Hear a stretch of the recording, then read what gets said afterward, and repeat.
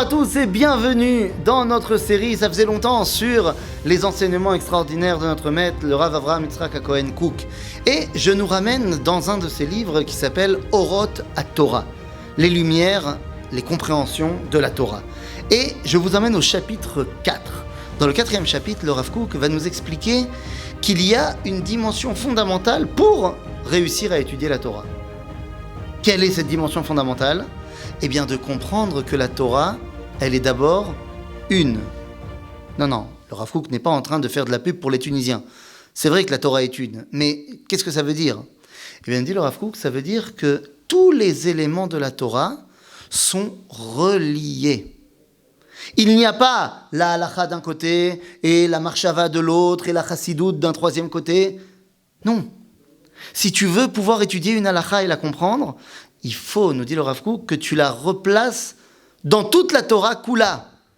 C'est-à-dire que de cette halakha, tu vas apprendre une agada, tu vas apprendre une façon de réfléchir, tu vas apprendre un moyen de se comporter.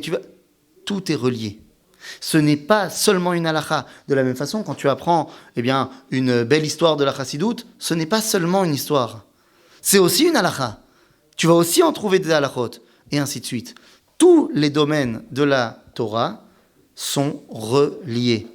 Car si on veut pouvoir étudier en profondeur, il faut comprendre que chacune des dimensions de la Torah nous dévoile Hashem Echad ou Shmo Echad.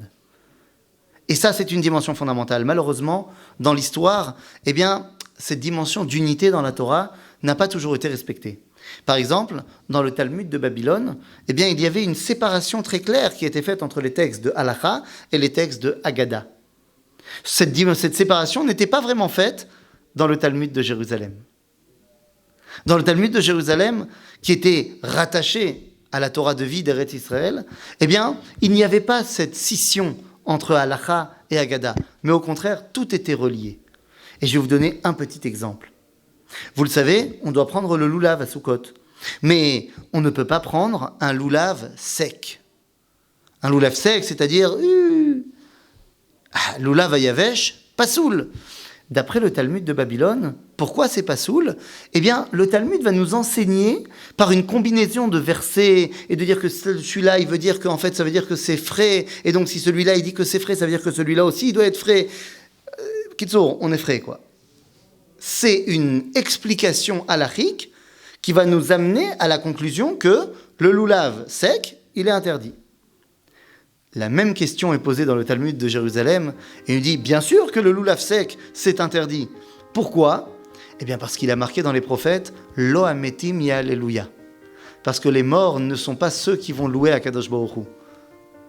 Ton loulav sec, c'est comme un mort. Mais ce n'est pas une explication halachique. C'est une explication qui nous vient de la Haggadah. Oui, mais d'elle va découler une halakha. En d'autres termes, nous dit le Rav Kook, si tu veux comprendre la Torah, quel que soit le sujet que tu étudies, il faut que tu le replaces Bekol HaTorah Kula, parce que Hashem Echad ou Shemo Echad. À bientôt les amis.